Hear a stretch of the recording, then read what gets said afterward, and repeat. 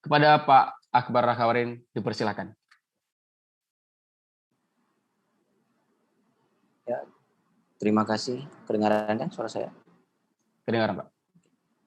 Terima kasih panitia, kawan-kawan panitia di kampus Himatekla jurusan terutama. Saya tadi nggak sempat bersapa dengan Pak Herman. Saya dulu sempat jadi asisten dosennya untuk mekanika teknik 2 kalau nggak salah. Oke, langsung saja ya kira-kira share screen.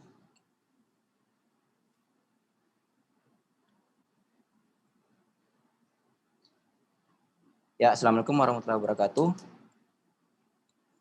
Berikut ini tadi kita sudah mendengar pemaparan dari kawan kita, saudara kita, Pak Nasyeh Aminullah, mengenai engineering di bidang EPC.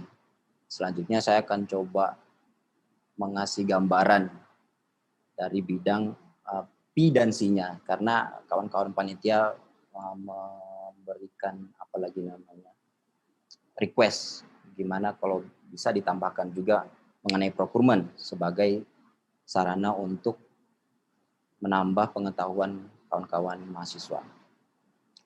Jadi tadi Nasya sudah menjelaskan gimana sih proyek itu nggak ujuk-ujuk langsung jadi. Ada tahap yang sangat panjang, pertimbangan yang sangat panjang untuk sebelum dimulainya sebuah proyek tersebut. Dan fase yang terutama itu adalah fase inisiasi namanya, fase inisiasi di mana ada analisa market, kemudian ada opportunity di situ untuk sebuah proyek itu lahir. Dan di situ akan ada banyak sekali meeting dengan top management sebelum proyek itu diinisiasi. Setelah proyek itu diinisiasi, maka akan ada fase engineering. Fase engineering yang tadi sudah dijelaskan oleh Pak Nasye, di mana desain engineering dengan semua data-data dari lingkungan dari proyek tersebut diolah, kemudian dianalisa, sehingga memunculkan spesifikasi dan drawing. Jadi 2 dokumen utama sebuah proyek ya, yaitu adalah spesifikasi dan drawings. Yang mana dari spesifikasi dan drawings itu akan diteruskan ke fase procurement. Jadi tim dari procurement akan mengambil drawing dan spesifikasi dari engineering fase itu, kemudian dia akan lempar ke market. Dan kemudian ada sesi konstruksi. Oke, jadi untuk saya sesi kedua ini akan sedikit saya jabarkan. Makanya saya katakan itu introduction, karena fabrication ini sangat luas, sangat luas, dan nggak akan bisa kita selesaikan dalam waktu 2 jam. Jadi sesi kali ini saya cuman akan kasih introduction-nya aja. Jadi poin-poinnya ini sangat banyak. Jadi saya akan ngasih yang topik-topik poin-poin penting-pentingnya aja. Nanti ke depannya jika ada ataupun ada kesempatan berikutnya kita bisa bedah lagi lebih detail lagi yang mana yang ingin kita telusuri lebih lanjut. Karena kalau kita mau bahas semuanya secara detail nggak selesai 2 jam ini. Jadi saja makanya saya akan namanya introduction. Jadi kita ambil kulitnya aja dulu sebagai paling nggak ada pengetahuan minim lah kepada kawan-kawan mahasiswa kalau fabrication di oil and gas itu atau fabrication di sebuah project itu seperti ini. Oke, profil saya sekarang posisinya project engineer di PT McDermott Indonesia Batam. Saya kalau kemarin Adipati aslinya dari Ternate, dia di atas ini, saya bisa nyalain ini nggak sih? Pointer.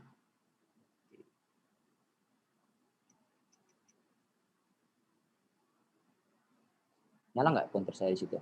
Belum ya? Itu nyalanya ini, Pak. Pen, tapi ya nggak apa-apa maksudnya. Iya, Pak. Ya, maksudnya kalau Ternate Adipati kemarin di sini, maksudnya kelihatan kan screen-nya, pennya? Kelihatan, Pak.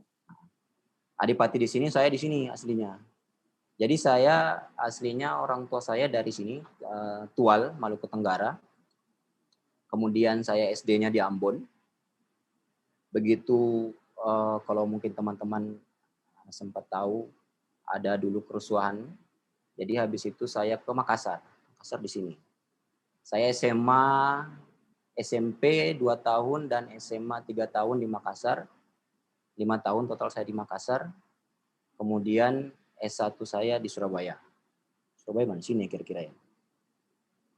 S1 Surabaya, 4,5 tahun saya di Surabaya. Kemudian begitu lulus, sebelum lulus saya KP. Saya kerja praktek di McDermott. Saya kerja praktek di McDermott sebulan, bulan Agustus. Kemudian begitu balik dari KP, kebetulan pada saat itu lead saya pada saat KP yaitu Mas Joko, teknik kelautan juga, angkatan 2000, sorry. Jadi begitu saya selesai dari KP, pada saat itu 1 bulan KP, saya ngerjain 2 proyek. Proyek saya plus proyek bidding, saya bikin modulnya di situ juga. Jadi 1 bulan setelah dari KP, saya setelah lulus dikontak lagi. Jadi pada saat itu 2009, McDermott punya beberapa proyek yang lagi running. Jadi saya dikontak, setelah lulus saya balik lagi ke McDermott. Jadi alhamdulillah Mei 2009 saya join lagi ke McDermott Batam. Jadi di sini. Nah, kemarin 2 minggu lalu saya baru pulang kampung tuh. Mau bayangin tuh dari ujung sini sampai ujung sini. Ini perjalanannya udah kayak ke Amerika ini. Dan harga tiketnya juga lumayan. Jadi dari Batam ke Jakarta dulu, baru direct flight ke Ambon, baru dari Ambon ke Tual lagi. Jadi perjalanan total kita kemarin itu sekitar 23 jam. Dari Batam berangkatnya jam 6 sore, flight, sampai di Tual itu keesokan harinya jam 5 sore waktu Tual. Jadi sekitar jam 3 sorenya Indonesia Barat lah. Jadi ya alhamdulillah lah, lumayan. Jalan-jalan. Oke, saya begitu lulus join ke McDermott, gabung dengan ngerjain project jaket untuk ESO Australia. Setahun 3 bulan di situ, kemudian saya join ke North Shore. North Shore ini perusahaan Norwegia. Pada saat itu project kita membangun new building drilling ship. Jadi ini apa lagi namanya? Ini kapal yang khusus untuk drilling di kedalaman yang ataupun depth dari drillingnya itu menengah ke bawah. Jadi kalau untuk drilling biasanya akan menggunakan semi sub. Tapi dengan kapalnya North Shore Atlantic ini dapat mengurangi cost untuk penggunaan semi sub itu sekitar 30%. Jadi pada saat itu kapal ini sangat menjanjikan. 3 tahun saya ngerjain project di sini sampai kapal itu sea trial. Setelah itu selesai, saya join ke Wasco Singapura, mengerjakan projectnya Chevron Thailand, gas compressor package. Pada saat di Singapura juga saya diberi kesempatan untuk ke Dubai, short placement lah gitulah, short assignment di Shell Iraq untuk mengerjakan project Shell Iraq. Setelah dari sana saya kembali lagi, saya ditempatkan juga di Batam untuk bantu ngerjain projectnya Mohon Nord Kongo. Setelah dari itu, selesai dari Wasco, saya dikembalikan ke Singapura, tapi karena pada saat itu harga minyak di 2016 agak turun, 2015, jadi kontrak saya habis, saya join ke Siemens di Indonesia, Siemens di Batam juga. Pada saat itu sedang mengerjakan proyek untuk FPSO Kaombo, 2 modul, water treatment modul. Nah, pada saat di sini juga saya diminta handle project Jangkrik. Jadi pada saat saya di Siemens, saya handle 2 project. Karena pada saat itu saya sebagai planner, mulai dari North Shore ini, saya sebagai planner. Jadi begitu join McDermott, saya sebagai construction engineer. Kemudian saya menjadi planner, project planner. sampai di sini. Project planner, antara project planner dan project engineer, kalau di perusahaan-perusahaan yang nggak terlalu besar seperti McDermott, itu job desk-nya bisa tumpang tindih. Jadi seakan-akan satu ngerjain semuanya gitu. Tapi dengan itu banyak ilmu yang kita dapat juga. Jadi pada saat di Siemens ini saya handle 2 project Kaumbo Angola dan project Jangkrik. Kemudian setelah itu saya join ke Eni, saya ikut ikut memantau perkembangan progres untuk modul e-house dan power gen. Jadi dari sini ini itu adalah modul-modul yang dipasang di FPSO modules. Jadi kalau kita lihat nanti FPSO kan banyak modul-modulnya di atasnya. Nah, itu dikerjakan di yard-yard kecil yang spesialis untuk modul-modul tersebut. Jadi kalau di Batam ada Wasco, ada Siemens, ada NOV Profab, ada VMI. Nah, jadi kalau ada sebuah proyek FPSO yang gede, biasanya untuk kapalnya antara dikerjain di Cina, Korea, atau di Singapura, tapi untuk modul-modulnya yang di atasnya itu mereka sebar. Ya tergantung dengan proses biddingnya, tapi kebanyakan disebar untuk mengoptimalkan schedule dan cost. Jadi dengan menyebar modul itu ke beberapa yard, tujuannya adalah untuk barang itu cepat selesai. Yang di sana selesai, yang di sini selesai. Modul-modul itu dibawa ke shipyard-nya, di mana hal itu akan dilakukan integrasi, dipasang di atas hal FPSO tersebut, kapal tanker atau bikin hal baru. Setelah itu saya join ke Medco di Aceh, Lok Sumawe, 3 bulan. Nah, di sana project saya bikin tangki dan ada beberapa piping dan sistem yang kita integrasikan di PT PAG untuk support Medco Blok A. Kemudian dari situ saya balik lagi ke McDermott lagi tahun 2018. Jadi setelah saya keliling beberapa proyek di dalam dan di luar negeri, di Batam dan di Jakarta, di Aceh, 2018 proyek Taira masuk. Jadi saya diajak join lagi, alhamdulillah keterima mengerjakan proyek Taira ini, proyek gasnya yang akan mensupport kurang lebih 80% kebutuhan gasnya Denmark dari ladangnya Taira ini. Jadi sekarang ladang Taira ini sudah beroperasi sekitar 20-an tahun, tapi karena terjadi penurunan seabed di sana, jadi level dari platform itu turun, sehingga perlu diadakan extension. Jadi untuk wellhead platform di sana akan dipasang extension, dipotong, ditambahkan extension, modulnya baru dipasang naik ke atas. Dan untuk mensupport produksi selama 20 tahun ke depan, karena ladangnya masih sangat besar. Kemudian saya S1, rencana ngambil S2 juga, insya Allah. Certified PMP Project Management, kalau yang sebelumnya di materi yang saya bawakan pada saat lab-nya Pak Murjito, saya bilang saya sedang mempersiapkan, di Desember saya mempersiapkan untuk PMP.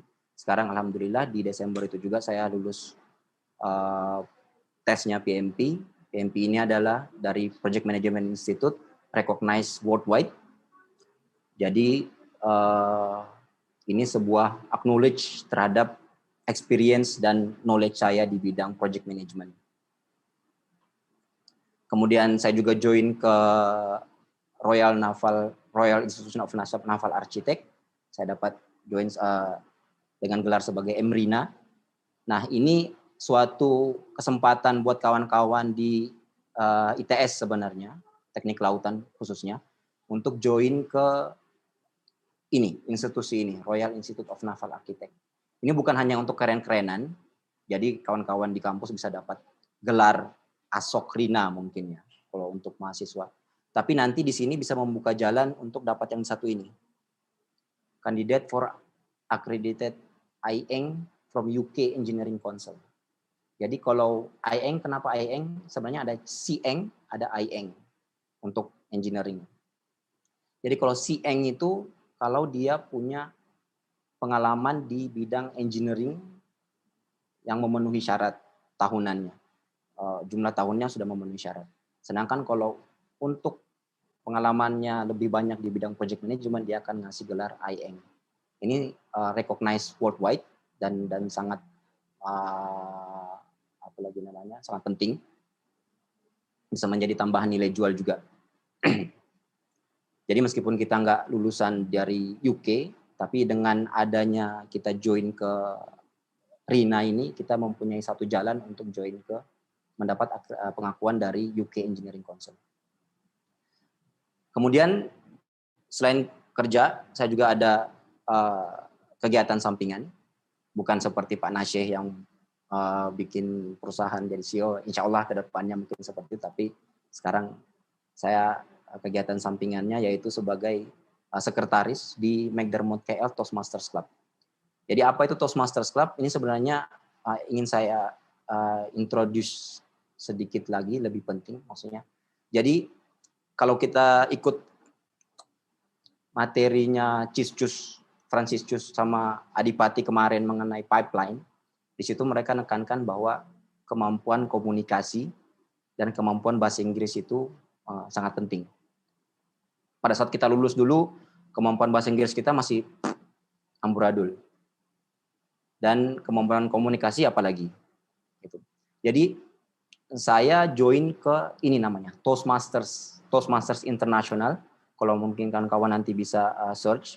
Jadi Toastmasters International ini adalah sebuah badan non-profit yang tugasnya atau tujuannya untuk meningkatkan kemampuan skills communication dan presentation dan leadership skills, meningkatkan confidence juga. Jadi dengan join ke Toastmasters ini, kita dibiasakan diri untuk berbicara di depan umum. Jadi kadang orang bilang, saya nggak pandai ngomong, saya kemampuan komunikasi saya kurang, itu karena nggak terbiasa. Jadi kalau seseorang terbiasa ngomong, terbiasa untuk berpresentasi di depan umum, itu semakin lama dia akan semakin meningkat kemampuannya. Dan di Toastmaster inilah sebuah wadah ataupun fasilitas, ada environment-nya di situ, jadi tiap-tiap membernya itu dibiasakan untuk berbicara di depan umum. Nah, di Surabaya banyak klubnya, jadi kalau mungkin kawan-kawan mau tertarik untuk meningkatkan kemampuan skill komunikasi, boleh kontak aja ke salah satu klub. Dia terbuka untuk semuanya, terbuka untuk umum.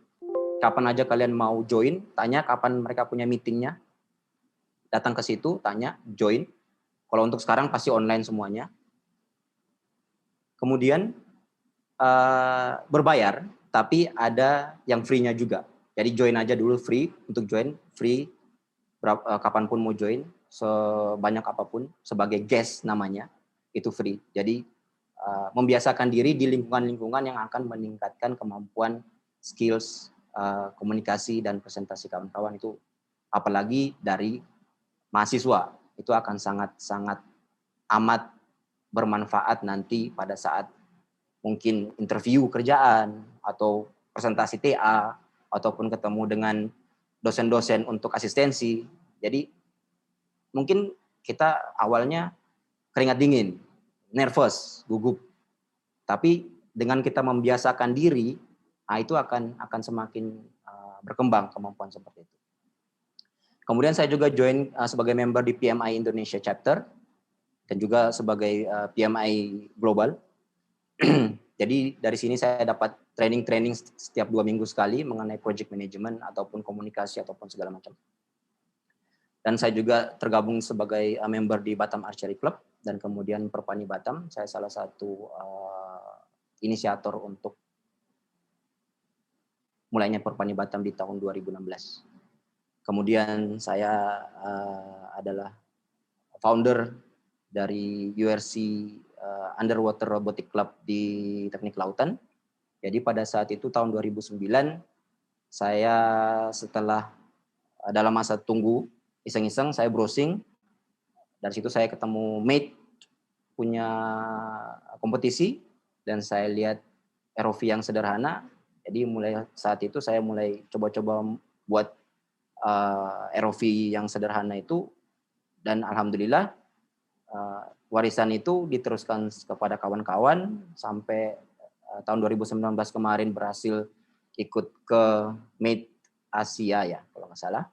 Dan sebenarnya sekarang mereka ada sharing session juga nih di Zoom yang lain, cuman saya kadung di sini udah, jadi ya nanti ikut ininya aja, rekamannya aja. Kemudian sosial media saya kalau mau join silakan, semuanya sama, search saja LinkedIn, Facebook, Instagram, YouTube. Nah di YouTube ini juga saya mulai masukin video saya di aktivitas saya di Toastmasters. Sudah ada 2 video. Kalau memang mau lihat gimana sih Toastmasters itu bisa lihat di situ. Jadi dalam bahasa Inggris karena itu Toastmasters Internasional. Jadi di situ pun mengelatih kemampuan speaking kita. Jadi saya ikut kursus nggak terlalu sampai selesai, tapi kemampuan bahasa Inggris saya alhamdulillah bisa di inilah membuat saya lebih confident lah. Karena bahasa Inggris itu sebenarnya kalau kita semakin sering ketemu dengan orang native, orang bule yang menggunakan bahasa Inggris yang native speaker lah, kita akan semakin cepat untuk menangkap kata-kata itu, di mana kata-kata itu dipakai, di strukturnya seperti apa, itu akan meningkatkan kemampuan kita lebih cepat. Dan di dalam meeting Toastmasters ini, itu yang fasilitasnya di situ. Semua berbicara bahasa Inggris, kemampuan confidence level kita juga naik, kemampuan komunikasi dan leadership kita juga meningkat. Jadi kalau ada yang berminat di situ bisa intip-intip Toastmasters, ataupun search saja di YouTube apa segala macam, join ke Toastmasters Club di Surabaya banyak. Ataupun kalau mau join ke klub saya di KL ini juga nggak apa-apa. Nanti drop aja chat atau email, nanti saya share meetingnya. Kita meetingnya tiap bulan 2 kali, minggu kedua sama minggu keempat tiap hari Selasa sore, lewat Microsoft Teams tapi. Nanti bisa install atau gimana. Oke, next. EPC project. Jadi E itu untuk engineering, P untuk procurement, C untuk construction. Jadi kalau kita lihat oil and gas project, singkat aja, jadi semua bentuk-bentuk bangunan yang ada di oil and gas ini jatuhnya jadi EPC. Dan bukan hanya ini juga, onshore juga, bikin ROV pun jadinya jatuhnya EPC juga, karena ada proses engineering, proses procurement, dan proses construction. Jadi EPC itu global sebenarnya. Cuman karena kita di Teknik Kelautan, saya coba mengkerucutkan ke bangunan-bangunan lepas pantai. Jadi ini hanya gambaran singkat life cycle sebuah project untuk oil and gas. Jadi dalam proses drilling, kemudian konstruksi, procurement, konstruksi, installation, hookup, sampai commissioning dan operation. Sebenarnya ada lagi decommissioning, kalau mungkin topik yang lagi digalakkan sekarang decommissioning, gimana karena sudah makin banyak platform-platform yang sudah habis masa operasinya, itu gimana mau diangkat dari tengah laut seperti itu. Oke, procurement. Jadi kalau kita lihat dari schedule Gantt chart dari sebuah project, ada fase engineering. Ini kepotong kayaknya. Fase engineering FEED, FEED fase engineering dan mulai start procurement. Sebenarnya procurement activities ini dia startnya ada yang mulai awal karena concernnya adalah mungkin ada item-item yang lead time-nya itu sangat lama. Jadi kalau critical item seperti equipment itu dia punya lead time-nya itu lama sehingga dia harus mulai dilakukan proses procurement-nya di awal. Sehingga memang data yang kita dapat pada saat ini adalah data yang sangat apalagi namanya kasar lah ya. Nggak sampai detail karena proses engineering pun ada yang belum mulai ataupun baru mulai sekitar 10%. Tapi karena pertimbangan bahwa proses fabrikasi dari item itu sangat lama, jadi dia harus di start dari awal karena sebuah vendor atau sebuah company yang akan membuat item itu, dia nggak akan mulai kalau dia nggak dapat PO, purchase order, ataupun LOI dari perusahaan pemberi pekerja itu. Jadi dia harus di start di awal. Kemudian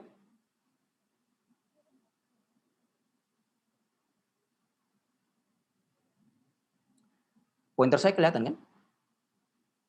Kelihatan, Pak. Oke.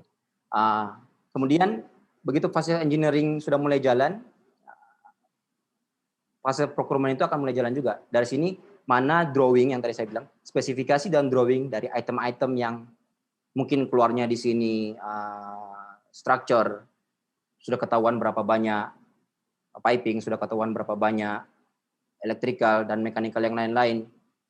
Jadi di sini fasenya begitu ada output dari engineering dan dari engineering yang bisa dipakai untuk tim procurement, langsung akan dieksekusi. Dieksekusi sampai outputnya selesai dari engineering, sampai semua item delivery, dan semua financial sudah dicek dan di-close. Maka procurement activities akan close. Jadi dia seperti staggered gitu. Engineering, procurement, dan konstruksi. Konstruksi pun akan mulai jalan begitu fase engineering sekitar 60-80%. Di sini mulai structure, kemudian mulai piping. Jadi kalau kita breakdown construction activities ini juga akan lebih di-staggered lagi. Gimana untuk tiap-tiap disiplinnya. Jadi yang paling penting dari procurement adalah specification, klien. Kalau kita sebagai main kontraktor, kita pun dapat specification dari klien. Kalau kita mau subkonkan ke vendor yang lain, kita pun ngasih mereka specification dan drawing. Kemudian sebagai main kontraktor utama, kalau misalkan sekarang proyek yang saya sekarang kerjakan adalah kliennya adalah Total Denmark, McDermott sebagai subkontraktor utama, mainkon, dan mungkin untuk mengeksekusi paket-paket dari McDermott ini, McDermott butuh subkon yang lain yang bisa mensupport equipment-nya dari mana, steel-nya dari mana, piping-nya dari mana, dan semua itu harus mengikuti spesifikasi dari klien ini.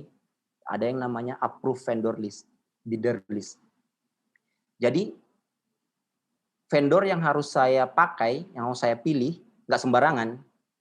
Karena banyak sekali vendor-vendor yang ada di dunia ini yang bisa mensuplai barang yang sama. Cuman sebuah company itu dia punya list yang mana vendor-vendor tersebut sudah pernah bekerja sama dia, kualitasnya dia sudah akui, dan mereka percaya, makanya mereka naruh itu sebagai approved vendor list. Jadi si mainkon hanya bisa mengambil item tersebut dari approved vendor list-nya si klien tersebut. Jika dia sudah nyari kemana-mana nggak dapat, hanya dia dapat vendor yang lain, dia harus mengajukan TQ ke klien. TQ namanya technical clarification.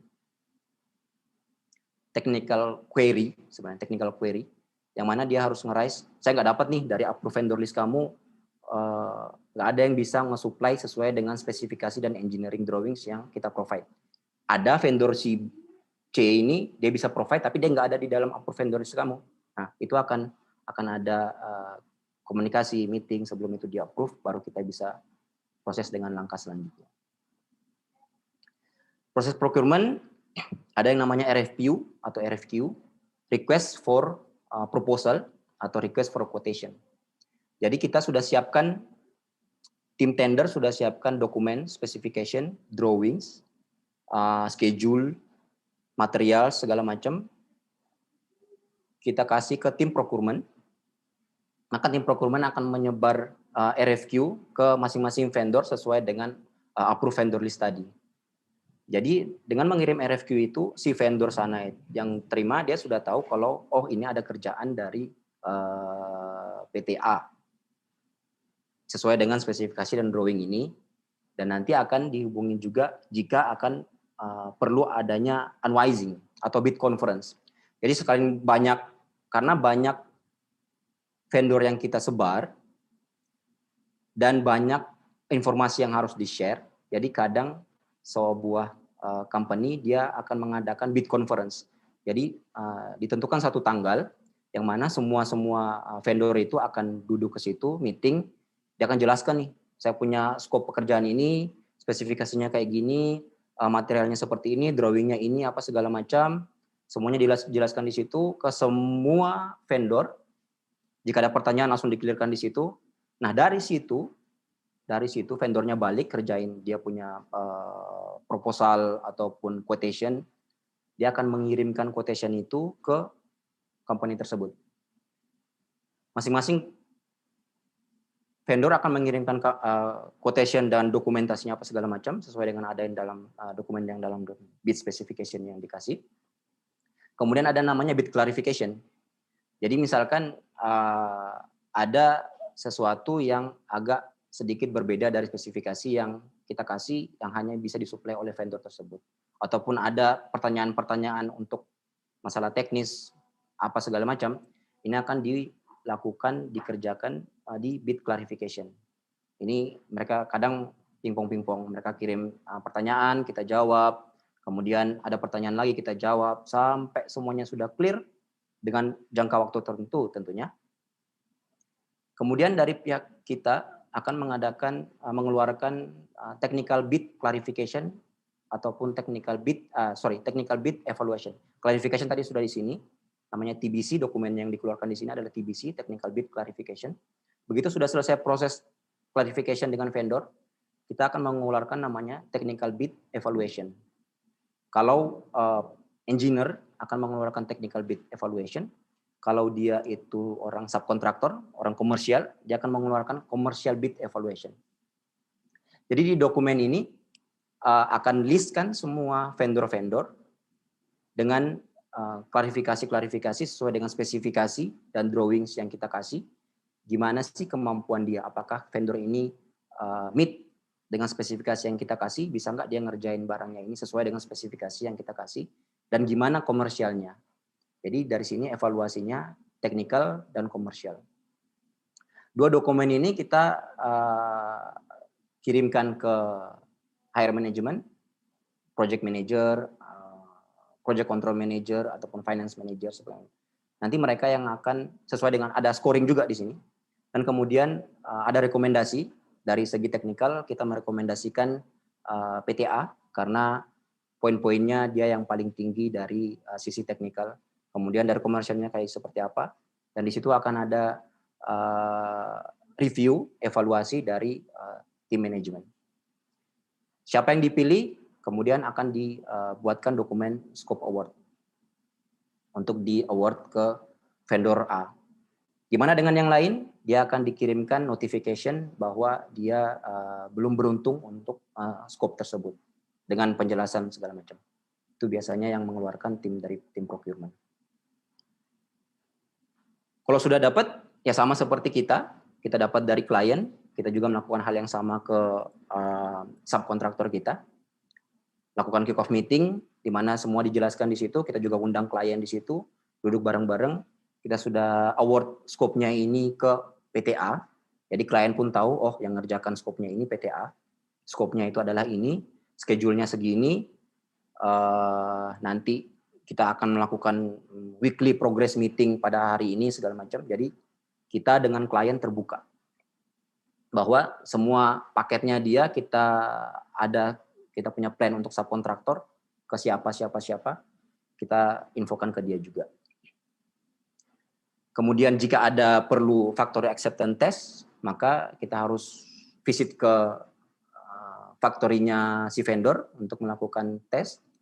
Dan jika perlu ada final inspection before delivery, kita harus lakukan juga final inspection, mengecek semua item-item, sama seperti klien mengecek kualitasnya kita juga, kita harus mengecek juga kualitasnya si vendor yang mengerjakan scope tersebut, mengecek sesuai dengan spesifikasi, drawings, dan performance yang sudah kita share ke mereka. Jika oke, akan ada keluar IRN, Inspection Release Note. Jika butuh third party dari perusahaan yang lain, DNV ataupun tergantung dari kliennya sendiri maunya seperti apa, ABS, third party quality inspection, maka akan juga ada third party di sini.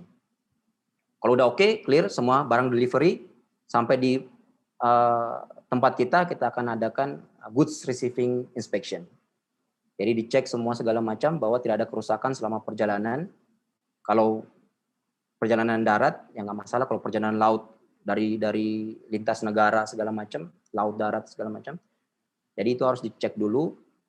Kalau ada sesuatu yang damage, kita harus laporkan ke si vendornya. Kita akan nge-raise OSND. OSND adalah apa lagi namanya?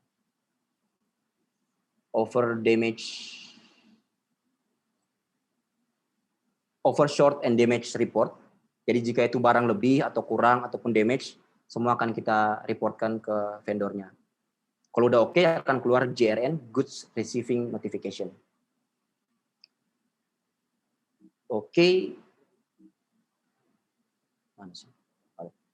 Jadi kira-kira seperti itu, procurement dijelaskan mungkin singkat, tapi sebenarnya ada begitu banyak proses mulai dari awal sampai akhir dengan begitu banyak vendor, steel sendiri, steel pun mungkin pecah lagi sesuai dengan scope pekerjaannya, piping ada banyak perintilannya lagi, electrical banyak perintilannya lagi, mechanical banyak perintilannya lagi.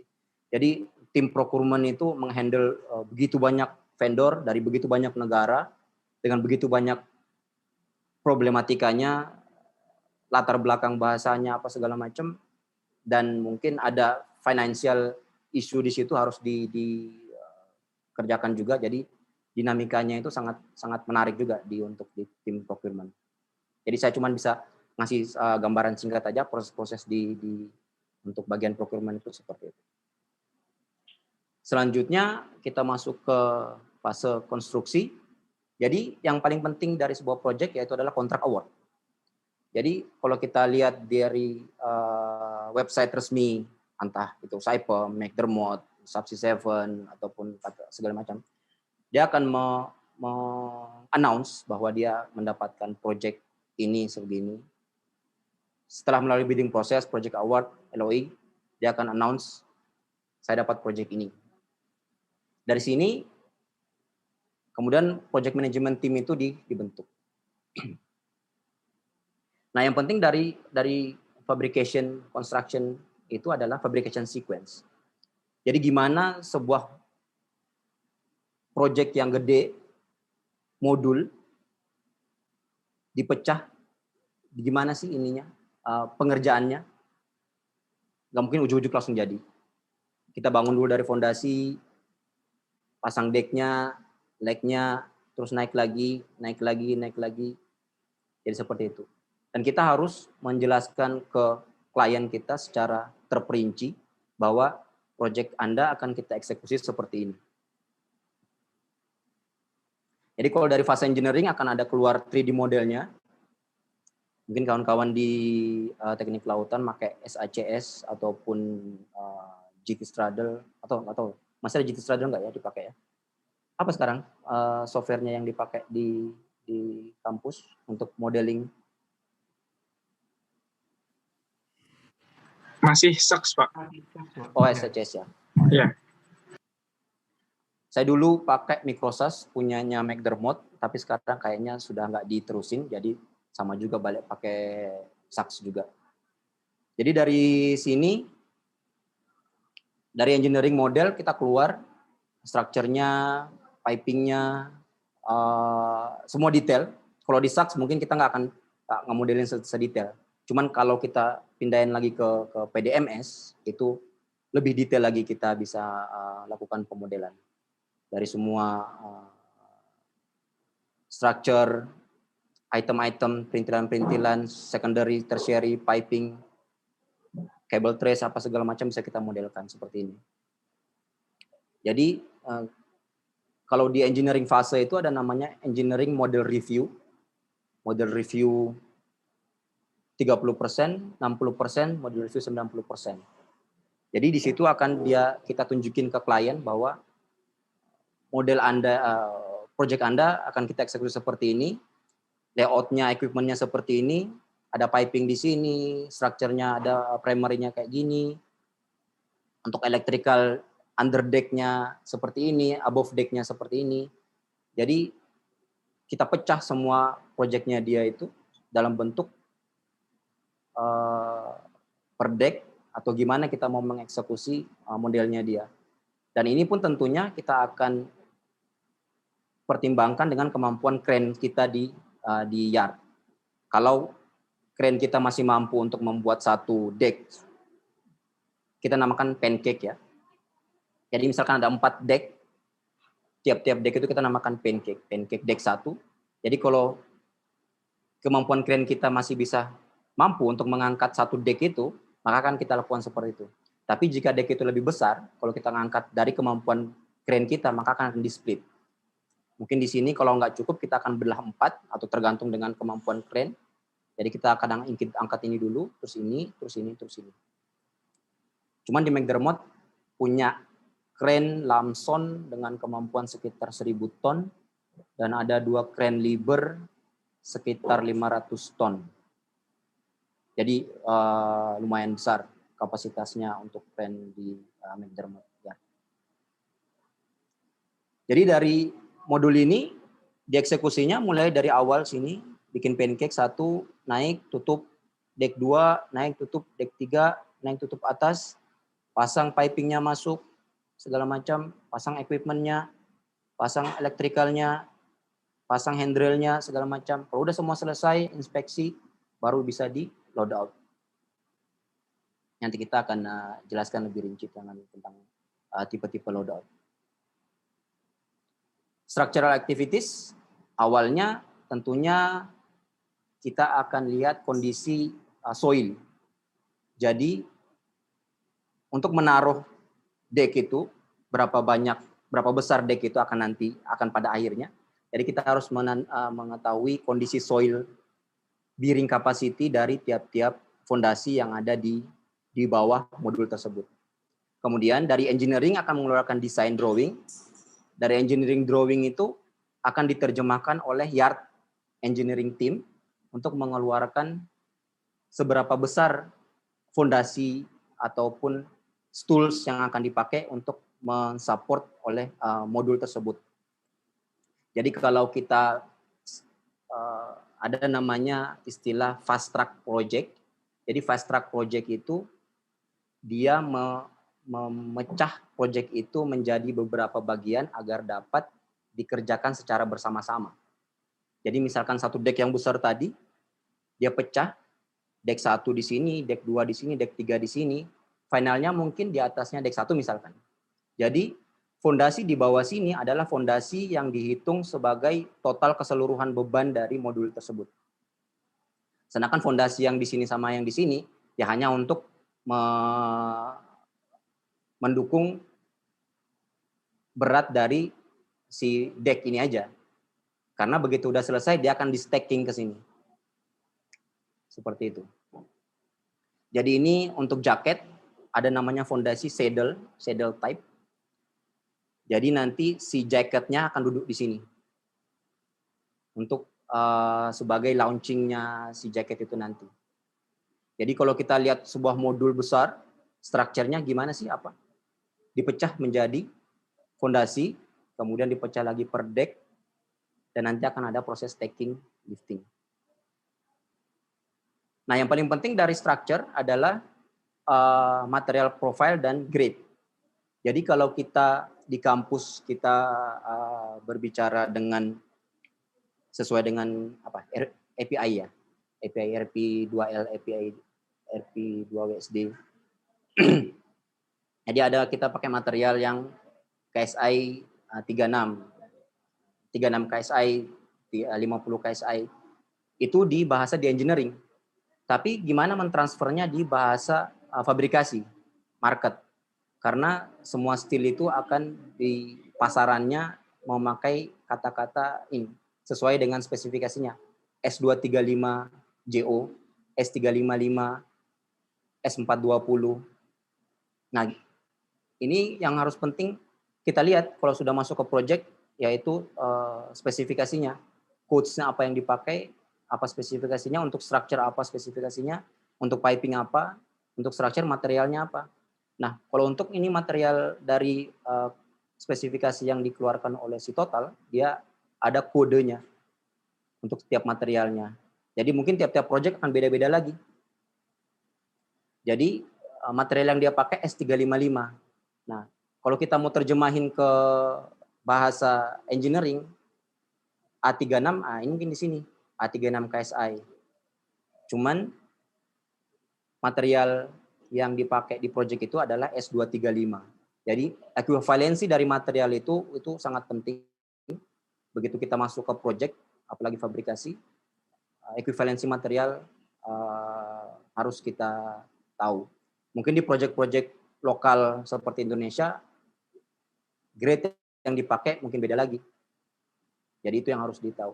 Kemudian tipe-tipe beam, channel, angle, square, hollow square, itu akan menjadi suatu tambahan pengetahuan yang penting bagi teman-teman yang mahasiswa yang mau lulus interview. Ini kalau bisa dihafalkan, jadi ada pengetahuan lebih di sini, karena kalau masuk ke fabrikasi pasti akan lihat seperti ini, angle-nya tipe berapa, channel-nya tipe berapa. Berikutnya untuk structural, kita tahu ada yang namanya primary structure, secondary structure, tertiary structure. Jadi primary structure itu adalah struktur utama, kita bisa lihat kolom-kolom utama yang menghubungkan antara, bisa kita bilang tulang-tulangnya kalau di modul, ataupun deck leg, itulah primary structure. Untuk secondary structure yang menghubungkan primary structure itu, tertiary structure, ya seperti handrail, aksesoris lainnya. Nah, semua itu di welding. Jadi, di welding apa sih yang harus kita tahu? Ada yang namanya PQR, Procedure Qualification Record, dan WPS. Jadi semua welding yang di sini akan mempunyai WPS sesuai dengan grade dan karakteristik material tersebut. Jadi ada klien yang membolehkan sebuah kontraktor untuk menggunakan WPS dia di proyek sebelumnya. Tapi ada klien juga yang dia nggak mau. Main kontraktor itu harus melakukan PQR baru. Jadi proses untuk membuat WPS itu adalah namanya PQR. Jadi harus dibuatkan spesimen, di welding, kemudian hasil weldingannya itu dites, dibawa ke lab, dipotong, dibelah, dilihat tesnya, di NDT, dikasih impact test sesuai dengan spesifikasi yang ada di client specification-nya itu. Kalau sudah approve, baru akan dibuat WPS, dan semua segala macam parameter weldingannya di situ, dikirimkan ke klien, di-approve, baru boleh bisa dipakai. Jadi, ini proses yang sangat penting untuk memulai start sebuah project, khususnya di oil and gas. Karena kalau belum ada WPS yang approve dari klien, nggak bakal jalan weldingannya. Dan juga dari sini akan ada namanya welder test, yang mana sesuai dengan prosedurnya dari klien itu juga, dan kita juga bikin prosedur kita berdasarkan prosedur klien, gimana kita akan mengeksekusi welder test tersebut. Jadi semua welder yang kita pakai di proyek kita harus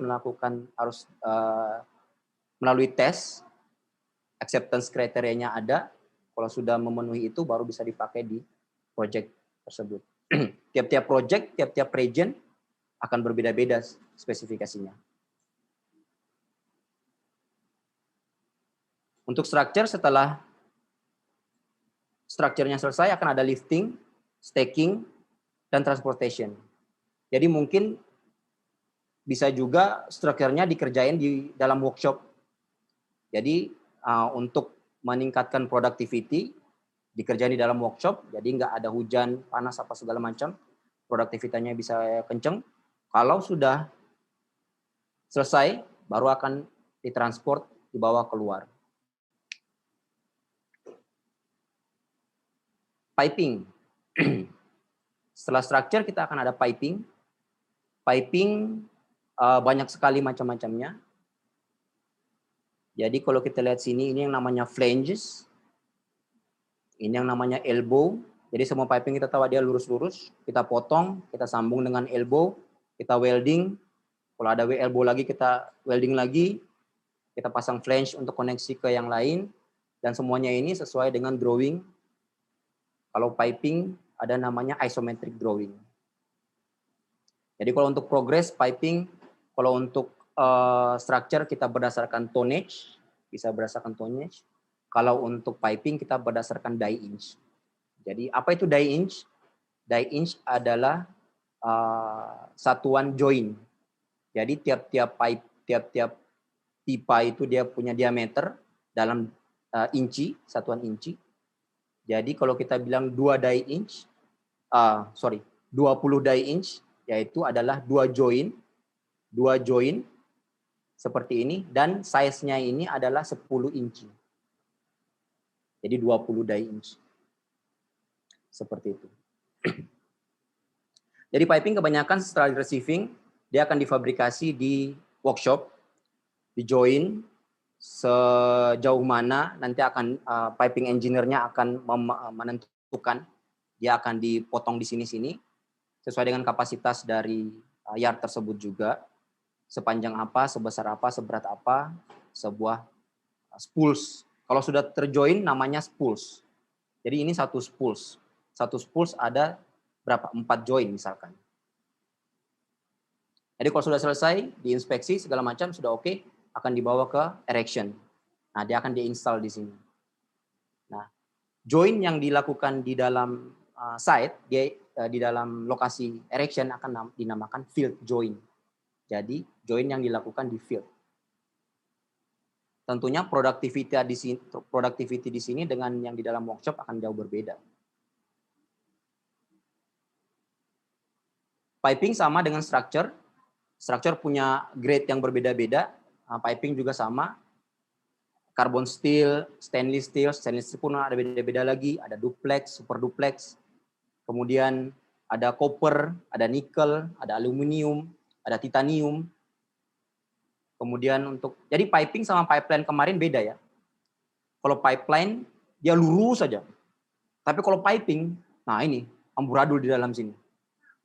Jadi jangan samakan saya pernah megang project pipeline, terus ditanya, kamu tahu piping? Oh pernah, pipeline. Beda, jauh beda. Jadi kalau pipeline lurus, joinnya ya sepanjang segmennya pipeline itu 12 meter misalkan satu pipa. Jadi joinnya di 12 meter sama 12 meter. Tapi kalau piping, karena dia apalagi di dalam modul yang akan dipasang di offshore seperti ini udah bruntelannya udah kayak gini. Jadi akan banyak join. Dan sesuai dengan sistemnya.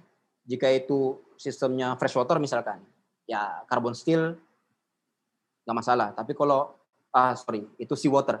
Kalau untuk freshwater misalkan, karena itu akan mengangkut air minum dari modul tersebut, kebanyakan mereka akan menggunakan material JRP, yaitu berbahan plastik.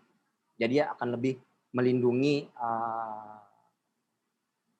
air tersebut, melindungi kualitas air karena itu akan menjadi supply. Jadi di situ akan ada namanya piping list. Sistem ini memakai material ini, sistem ini memakai material ini sesuai dengan engineering punya design drawing. Kemudian ada size, diameter, thickness, schedule. Jadi schedule itu ketebalan dari pipa dengan nominal size tersebut. Ini kalau ada yang nanti join misalkan, kemudian ditawarkan masuk sebagai production engineer untuk piping. Ya dia harus tahu yang seperti ini. Ada di project saya Fauzan angkatan 2000 berapa Fauzan itu. Dia sebagai project engineer untuk memegang piping. Jadi ada beberapa istilah untuk piping, small bore. Jadi 2 inci ke bawah, kita katakan small bore, big bore 2 inci ke atas. Jadi ini untuk pengelompokan karena akan banyak sekali size-size yang di bawah 2 inci. 2 inci itu berarti berapa? 50-an senti ya, kira-kira ya, diameternya. Ya, karena akan banyak sekali pipa-pipa sini. Dan gimana big bore ke atas pipa-pipa yang besar kita mau eksekusi. Pipe fittings, ada elbow, flange, T, outlet, weldolet, segala macam. Istilah-istilahnya itu kalau memang nanti lihat lowongan gitu. McDermott membuka lowongan untuk piping production engineer. Nah, apa yang harus kita pelajari? Nah, paling nggak yang seperti ini. Udah tahu drawingnya apa, isometric, die inch, gimana caranya ngitung die inch, ya seperti ini, ada join-joinannya, apa itu flange, apa itu elbow. Jadi piping bukan cuman seperti structure, potong-potong-potong gitu, enggak. Ya sesuai ada lekukan-lekukannya. Welding, kalau itu steel structure, kalau itu steel, karbon, duplex, brazing, kalau itu copper, joining, kalau itu GRP. Jadi kalau GRP karena dia plastik, nggak mungkin kita welding atau kasih ada panas di situ. Tapi itu namanya kita join, kita shaving, kemudian kita join. Sama seperti structure juga, kalau untuk piping dia ada juga PKR-nya, ada juga WPS-nya sendiri. Jadi semua WPS harus sudah selesai, approve, baru pekerjaan join piping itu bisa dilakukan. Welding di piping itu bisa dilakukan. Kalau materialnya itu duplex atau super duplex, ada namanya dilakukan di dalam exotic shop. Exotic shop itu sebuah workshop yang tertutup dan dijauhkan dari kontaminasi karbon steel di situ.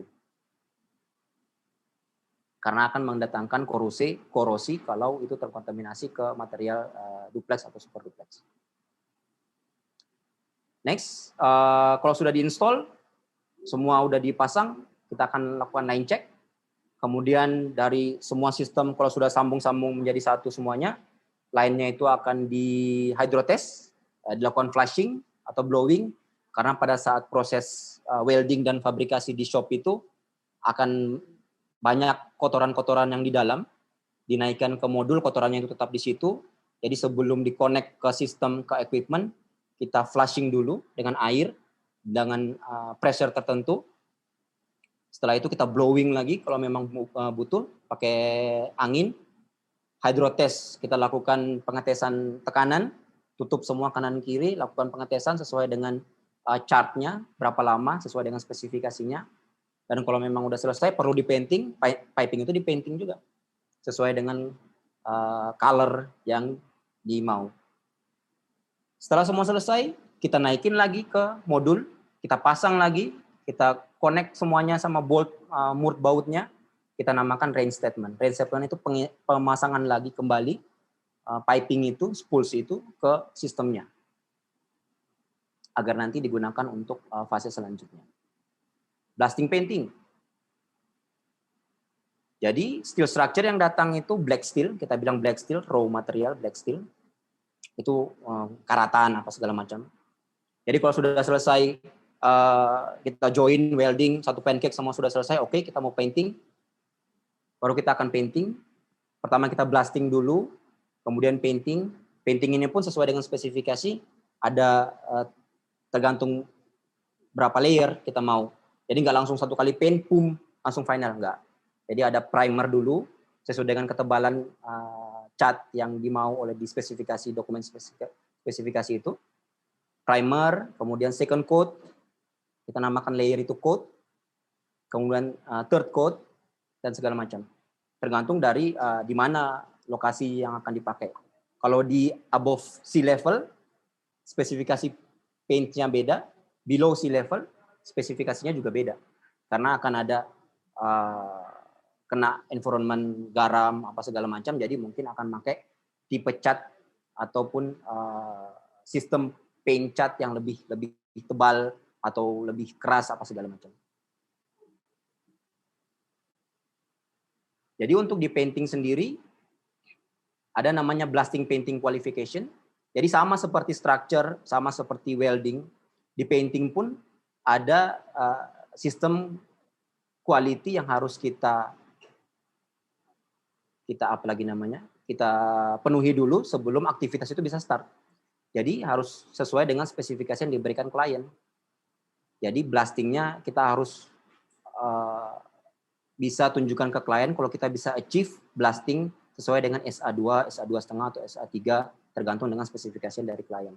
Painting manufacturer-nya apa? Sebelum kita lakukan procurement kita pilih paint materialnya siapa, Jotun kah ataupun apalagi international paint kah ataupun Hempel kah segala macam sesuai dengan vendor list-nya dari klien yang tadi. Kita undang mereka, kita lakukan technical bid clarification, meeting apa segala macam. Siapa yang dapat? Dan harus kita lakukan mock-up test-nya dulu. Jadi sama seperti di structure sama piping, kita ada welding WPS. Untuk painting kita ada namanya mock-up test. Jadi coating sistemnya itu kita coba di sebuah test panel, kita apply blasting, kita apply coat-nya sesuai dengan prosedurnya itu. Kalau sudah selesai, dan ada namanya curing time kalau untuk di painting. Jadi curing time itu adalah kita biarkan paint itu dia mengendap, mengeras, cure, dia mengendap. Jadi begitu selesai sesuai dengan berapa hari, kita akan lakukan pull test. Ditarik paint itu, dan akan ada angkanya. Jika memenuhi syarat, maka mock-up test-nya itu berhasil. Kalau itu sudah berhasil, baru kita bisa apply di modul yang real, yang mau kita apply. Jadi kita nggak bisa ujuk-ujuk langsung, oh ini mau udah selesai inspeksi, structure-nya udah selesai, kita painting, nggak bisa. Kalau kita lakukan seperti itu, kita akan ada namanya NCR dari klien, non-conformity report. Jadi semua step-step yang ada di dunia oil and gas itu harus kita masukkan ke fabrication sequence, kita sampaikan ke klien bahwa proyek ini akan kita eksekusi seperti ini. Jadi kalau ada step yang kita menyalahi dari situ, nah itu akan dikeluarkan NCR. NCR bisa internal, karena kita punya quality department yang juga memantau, mereview kerjaan kita internal ataupun dari klien, karena klien juga punya quality inspectors, quality personal yang melihat pekerjaan kita dan memantau, membandingkan apakah yang kita kerjakan itu sudah sesuai dengan spesifikasi dari mereka. Karena mereka membayar proyek ini dengan quality yang sudah ada di spesifikasi itu. Jadi kalau kita ngasih lebih dari itu, mereka yang nggak masalah. Tapi kalau kita ngasih kurang dari itu, bahaya. Itu yang akan mereka kejar, bahwa minimum requirement dari spesifikasi quality yang sudah dia diagrikan dari awal, itu harus dipenuhi. Jadi ini proyek yang kemarin di Eni Ghana. Jadi untuk di Wasco ngerjakan 2 modul ini, e-house dan power generator. Nah, modul-modul yang lain dikerjakan di yard-yard yang lain. Halnya ini dikerjakan di Singapura. Jadi halnya dikerjakan di Singapura, modul-modulnya dikerjakan di Batam. Kalau udah selesai, semua dikirim ke Singapura, diintegrasi di Singapura. Kalau sudah selesai, dibawa ke Ghana, dioperasikan di Ghana. Seperti itu. Kemudian berikutnya adalah electrical dan instrumentation. Mungkin kalau disiplin ini kebanyakan ya kawan-kawan dari anak-anak elektro ya, yang punya kemampuan lebih, atau ya STM di bidang kelistrikan, karena yang menyangkut kabel, menyangkut instrumen, barang-barang elektronik yang mana memang harus punya kemampuan dasar di bidang tersebut. Tapi anak-anak Aerofis sekarang pun mungkin belajarnya ya seperti ini juga. Masalah voltage, masalah listrik, masalah power di thrusters-nya, ataupun nanti dia mau pakai wireless. Nah, itu sangat-sangat menarik juga kawan-kawan yang join di bidang di klub ORC untuk belajar masalah instrumen dan electrical. Jadi sekilas saja untuk disiplin electrical dan instrumen, apa-apa aja itemnya. Jadi kita pasang dulu E&I support di structure itu. Sudah selesai painting, kita pasang namanya cable ladders dan cable trace. Jadi cable ladders, cable trace ini adalah tempat kabel itu jalan. Jadi kalau kita lihat di slide yang tadi sebelumnya, ini Nah, tempatnya ini namanya kabel trace. Di sini tempatnya jalan. Cables itu namanya kabel trace, kabel ladders. Kabel ladders kalau dia itu besar, ya seperti tangga, itu namanya kabel ladders. Biasanya untuk kabel-kabel power yang besar-besar, dia akan jalan di situ. Cabangnya itu yang kecil-kecil, dia namanya kabel trace. Untuk kabel-kabel yang lebih kecil, instrumen-instrumen kabel, dia akan jalannya di situ. Jadi kabel nggak berserakan di mana-mana, tapi harus ada jalurnya sendiri-sendiri. Kemudian kalau udah selesai pasang, kita tarik kabel di atasnya itu. Kalau udah selesai semua, kita dressing, pasangkan kabel ties-nya sesuai dengan spesifikasinya juga. Kabel apa numpuk di kabel trace mana, itu semua sudah dijabarkan di drawing. Jadi kemampuan membaca drawing itu sangat penting bagi engineer. Kita mungkin di kampus melihatnya drawing nggak terlalu banyak, tapi nanti kalau sudah turun di realnya akan banyak sekali drawing yang harus kita lihat dan kita ngerti gimana sih membaca drawing ini. Kemudian kalau sudah selesai kabel pooling, equipment yang sudah terpasang, kita lakukan terminasi. Terminasi itu kita colokin ujung kabelnya ke dalam terminalnya item itu. Ya sama kayak kita bikin masang-masang di rumah, cuman ya karena ini itemnya penting dan sensitif, jadi harus ada orang-orang spesialis yang mengerjakan termination cable. Kemudian setelah itu kita mengadakan testing. Kabel yang ini sama yang sana sudah sesuai apa belum? Karena satu equipment mungkin di sini, tapi equipment yang untuk kabel ujungnya kabel ini yang lain mungkin udah di deck berapa gitu, udah muter segala macam kemana-mana. Jadi apa benar nih ujungnya ini yang sana? Nah itu, jadi kita harus lakukan testing kabel di situ, kabel looping, loop check namanya. Kemudian mechanical sama banyak sekali mechanical yang ada di item-item mechanical yang ada di sebuah project. Jadi ada layoutnya, item ini dipasang di sini, dipasang di sana segala macam, ada di drawingnya segala macam. Begitu item itu masuk, kita lakukan inspeksi. Kalau udah mulai dipasang, kita pasang. Kemudian kita lakukan preservasi di situ. Sebelumnya itu, fondasinya untuk dudukannya item mechanical itu, kita harus sudah pasang dulu sebelum deck itu atau structure itu painting. Karena kalau sebuah modul sudah di painting, tidak boleh lagi ada black steel yang masuk ke situ. Karena untuk ngeblasting black steel itu butuh kesulitan yang lebih tinggi. Jadi akan adanya banyak dust. Jadi kebanyakan klien nggak mau kalau sebuah modul sudah di painting, masuk lagi black steel ke atas modul itu. Jadi kalau sudah ada fondasinya, kemudian kita lakukan mechanical installation, base plate-nya kita pasang, kita level, kita grouting, join, segala macam, sudah oke.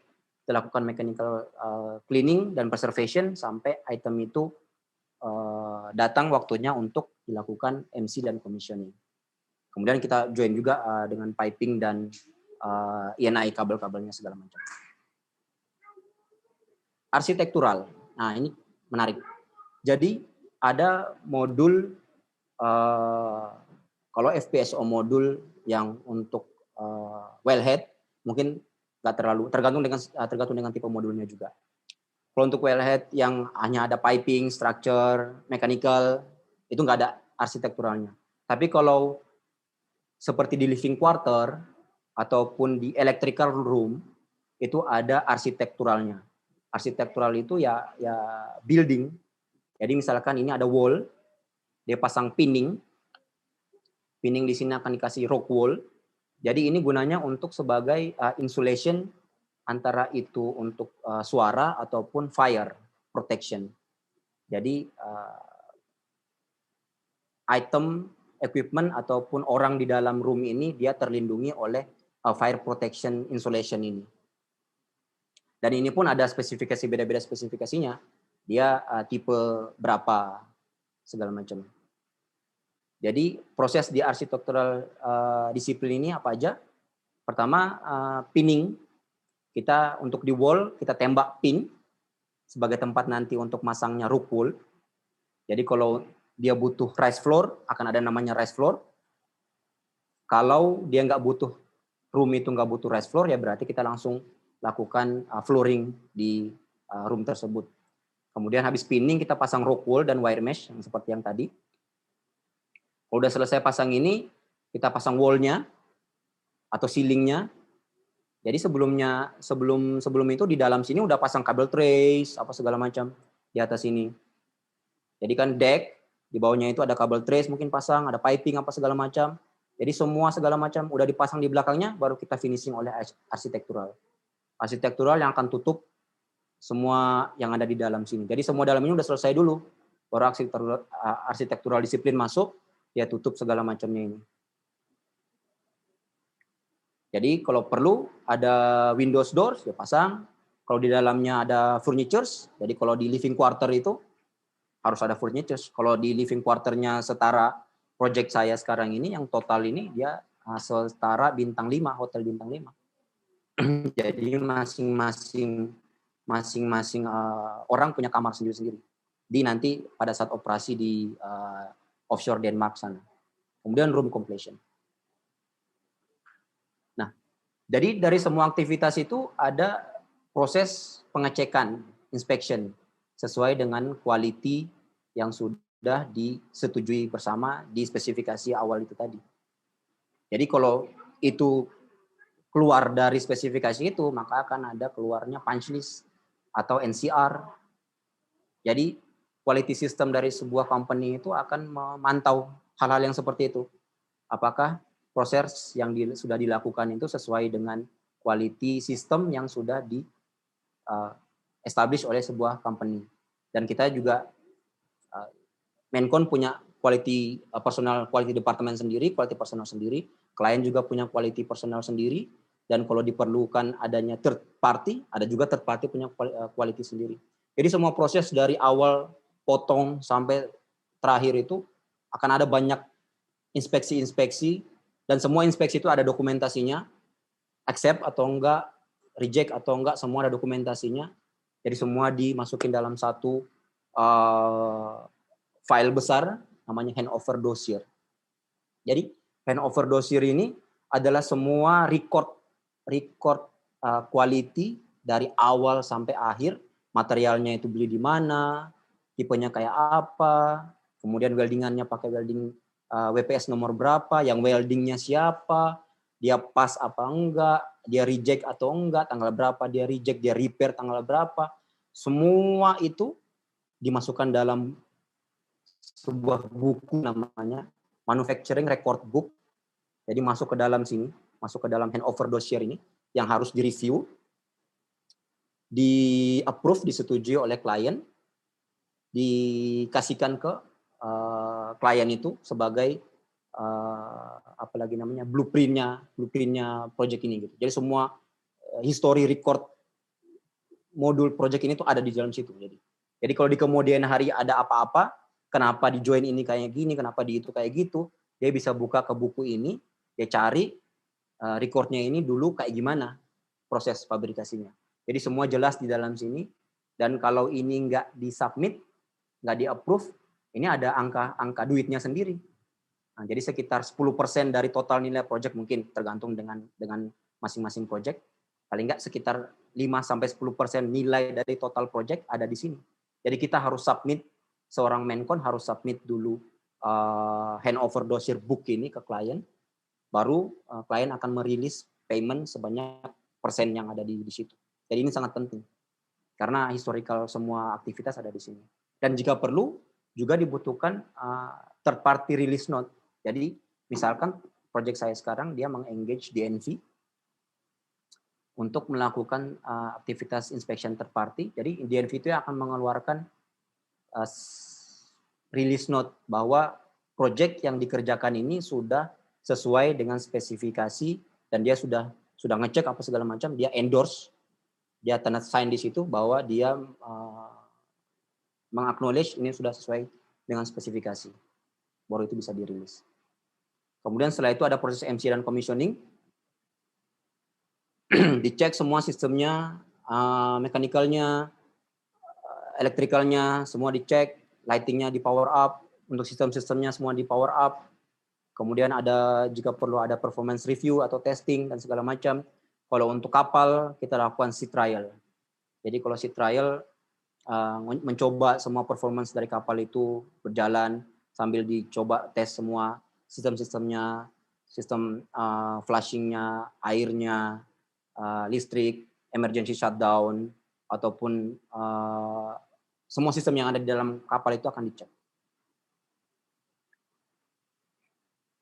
Kemudian untuk modul loadout, jadi kita kerjaan di yard, begitu udah selesai, tergantung dari kapasitas crane ataupun kapasitas equipment yang ada.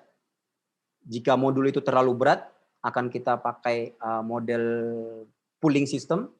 Biasa akan pakai strain jack di sini. Jadi strain jacknya akan dipasang di kapal, akan memakai wire panjang, ikat ke kakinya modul dan akan ditarik. Nah, di sini menarik karena harus melihat proses ballasting watertight-nya pada tanggal tersebut. Jadi harus dihitung secara cermat di sini. Jadi ini pekerjaannya loadout, sudah pekerjaannya construction engineer di McDermott, dan memang mungkin makanannya kawan-kawan juga. TA-nya mungkin ada yang mau TA-nya pakai loadout apa segala macam. Jadi kalau mau fokus TA-nya loadout, KP-nya di McDermott mungkin bisa sekalian nanya-nanya gimana sih nanti pulling sistemnya, strain jack-nya kapasitasnya berapa, ya harus dilihat modulnya ini seberat apa, baru kita bisa lihat equipment-nya di bawah ini seperti apa, support-supportnya harus dipakai karena strain jack itu duduk di bracket, jadi gimana dia mau narik beban yang di sana, ya support-nya ini harus bisa menanggung, harus kuat, bisa menahan beban tarikannya dia itu. Jadi kita harus mendesain bracket sesuai dengan kapasitas tarikan dari modul ini. Kemudian kalau itu cukup untuk lifting, kita akan pakai lifting.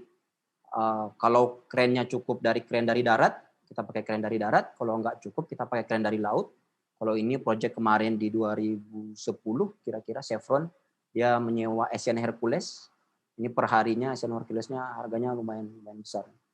Jadi pakai SPMT di bawah ke dekat jetty, kemudian Asian Hercules datang, ngangkat, pindahin ke barge.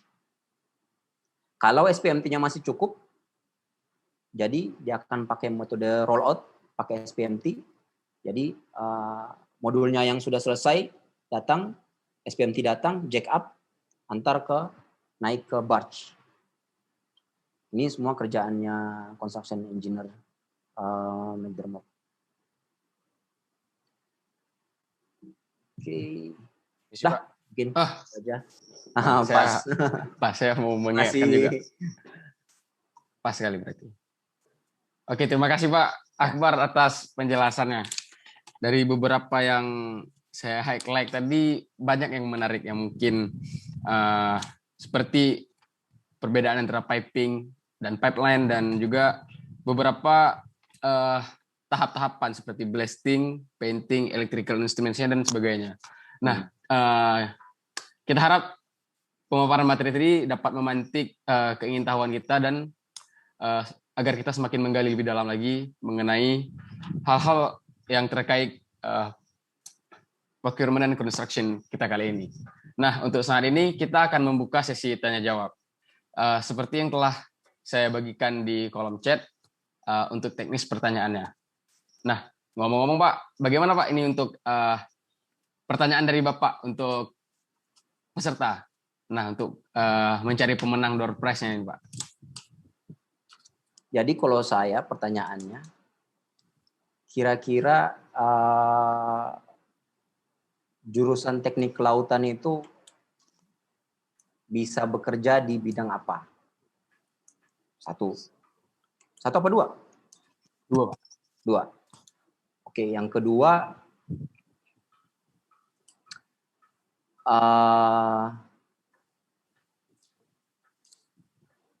apa yang harus dipersiapkan oleh seorang mahasiswa agar dapat survive di dunia kerja?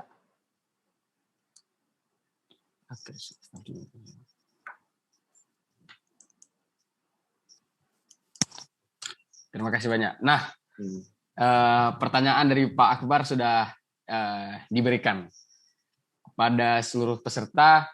Dapat langsung untuk melakukan raise hand untuk menjawab pertanyaannya. Silakan. Kapan lagi Jen kita ngikutin webinar dapat voucher pulsa senilai 250.000 kan? Nah, ilmu dapat, pulsa juga dapat kan? Nah, silakan. Jadi yang ini ada yang mau lulus atau yang sudah lulus kira-kira?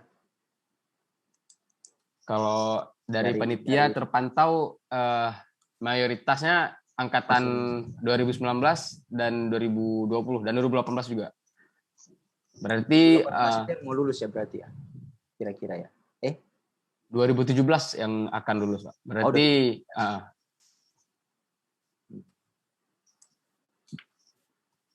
berarti 2018-nya akan KP ya? 2018 yang akan KP, Pak. Ya, dan 2018 akan KP.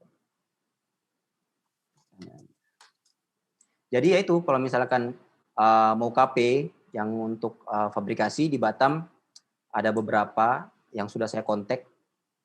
Cuman karena lagi pandemi seperti ini, ada beberapa perusahaan yang tutup, maksudnya bukan tutup, nih dia menutup kesempatan untuk KP. Tapi ada beberapa perusahaan juga yang masih buka. Jadi kalaupun kawan-kawan ada yang mau KP di sekitar bulan Juni, Juli, Agustus ya kira-kira ya. Sekitar itu. Jadi mungkin bisa mengirimkan proposal ke tiap-tiap ini. Nanti saya bisa kasih infonya. Kalau untuk Mentermot, proposal untuk KP koordinatornya siapa, untuk Profab, saya sudah tanya si Andrian di sana. Andrian angkatan berapa ya? 2008 atau 2010? 2008 kayaknya.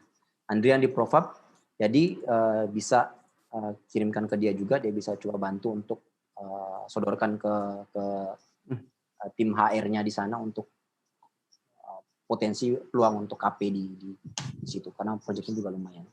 Nanti kalau saya dapat info juga saya infoin juga. Baik, terima kasih Pak. Apalagi kalau yang mau lulus ya, yang pertanyaan-pertanyaan seperti ini yang bagus untuk merangsang pertanyaan seperti di interview gitu. Nah, ini udah ada yang raise hand, Pak. Oh ya, sebelumnya saya ulang aja lagi pertanyaan dari Bapak nih. Jadi pertanyaan Bapak yang pertama, kira-kira lulusan dari jurusan teknik kelautan itu bisa kerja di bidang apa saja? Untuk pertanyaan yang kedua dari Bapak Akbar tadi, apa sih yang harus dipersiapkan agar mahasiswa dapat survive di dunia kerja? Nah, untuk sekarang sudah ada Mas Hafiz Noval yang sudah raise hand. Baiklah, kepada Mas Hafiz Noval dipersilakan untuk on mic dan jika dimungkinkan untuk on cam. Terima kasih. Ya, baik. Bismillahirrahmanirrahim. Assalamualaikum warahmatullahi wabarakatuh. Selamat siang Pak Akbar. Sebelumnya mohon maaf ini saya tidak bisa on cam karena di rumah lagi ada orang tua juga. Jadi nggak bisa menyalakan kamera. Mungkin izin untuk menjawab nih Pak. Mungkin kalau misalnya saya salah nanti juga mohon dikonfirmasi juga. Sebenarnya saya ingin menjawab untuk yang pertanyaan yang pertama saja Pak. Terkait di mana aja sih untuk mahasiswa teknik kelautan itu bisa kerja seperti itu ya Pak. Kalau menurut saya sendiri mungkin dari beberapa Pak, dari beberapa kuliah tamu yang sempat saya ikuti, sebenarnya banyak sekali tempat-tempat yang bisa dinaungi oleh teman-teman dari teknik kelautan. Nah, salah satu contohnya kalau dari yang terbanyak di project company itu biasanya ini yang saya dapatkan dari kuliah tamu sebelumnya itu ada di bidang operator dan juga di kontraktor, di mana di construction nanti itu ada bagian engineeringnya dan segala macamnya, dan juga ada di bidang konsultan juga seperti itu. Lalu untuk yang tadi sempat dijelaskan juga oleh Pak Akbar di bidang piping, lalu ada juga di bidang load out, analisis load out-nya, desain load out-nya segala macam itu juga bisa. Lalu ada beberapa yang di offshore seperti mooring system, lalu ada lagi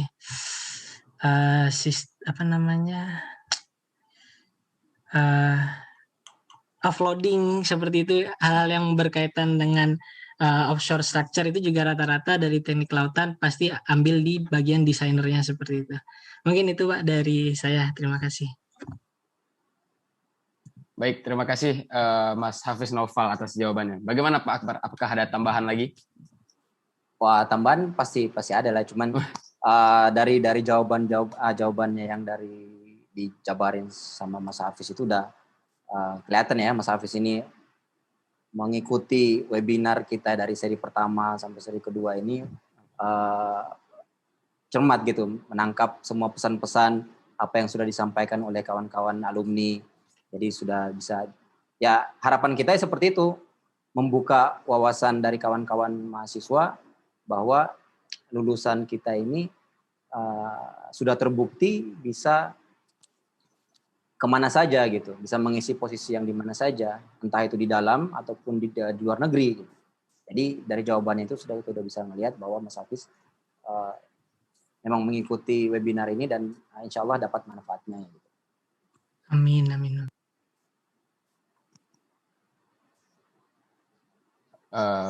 Oke. Baik, terima kasih Pak. Nah, untuk pertanyaan kedua, silakan yang ingin menjawab. Tadi pertanyaan yang kedua, yang terakhir ya. Apa yang harus dipersiapkan mahasiswa agar survive di dunia kerja? Di sini udah ada yang raise hand ya. Oke. Waduh, mohon maaf. Yang kedua terlambat. Ya. Gak apa-apa ya. Oke, kita persilahkan. Di sini sudah ada Saudara Fisco Albatinusa. Dipersilahkan untuk on mic dan kalau bisa on cam. Terima kasih moderator ya. Maaf Pak Akbar nih ya, saya nggak bisa on cam juga karena kebetulan memang saya di belakang ini lagi rame juga ini. Jadi maaf banget gitu.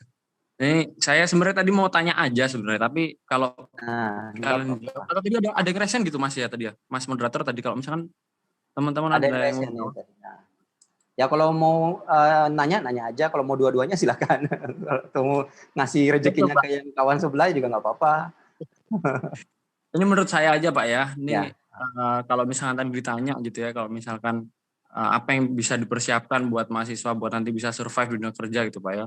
Ya kalau dari saya sih mungkin jawabannya dikerucutkan jadi dua aja, maksudnya ya tentu kita harus mempersiapkan soft skill dan juga hard skill gitu ya. Dimana nanti kalau soft skill ya seperti yang tadi mungkin sudah sempat disinggung sama Bapak juga mengenai komunikasi, mengenai mungkin bahasa Inggris juga begitu ya. Dan itu memang semua soft skill itu memang perlu dikembangkan semenjak mahasiswa atau bahkan semenjak dulu sebenarnya begitu ya untuk bisa survive besok di dunia kerja. Dan soft skill itu ya banyak macamnya gitu dan itu ya harus dikembangkan semua yang sesuai dengan karakter kita masing-masing gitu. Lalu kalau misalkan hard skill ya tentu dengan pengetahuan-pengetahuan yang sudah kita pelajari di kuliah itu sebenarnya juga belum terlalu cukup Bapak ya. Kita harus juga belajar lagi di luar gitu mengenai ya apapun itu, meningkatkan curiosity juga karena ilmu-ilmu yang bakal diterapkan besok di dunia kerja juga nggak sebatas cuma di kuliah aja gitu. Bahkan yang di kuliah kan hanya kulit saja begitu. Mungkin itu jawaban dari saya kalau untuk yang pertanyaan dari Bapak gitu ya. Kalau boleh saya langsung, saya boleh nanya juga Pak, boleh nggak? Silakan. Iya.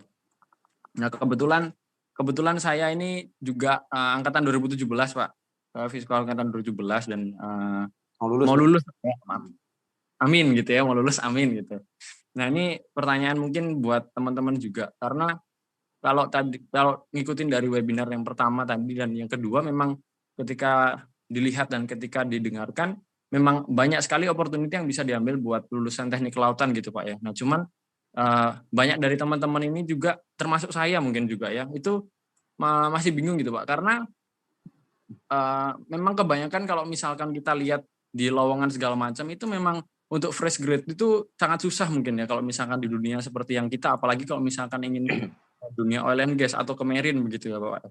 Nah itu kira-kira gimana Pak ya buat dari awal buat mungkin dari mahasiswa gitu ya, mungkin dari KP buat teman-teman 2018 terus nanti kalau misalkan udah lulus gitu gimana kita buat cari gitu ya. Soalnya ini masih banyak banget teman-teman yang masih mematok kayak udah pasti harus di oil and gas gitu Bapak ya, seperti yang Bapak tahu juga gitu ya.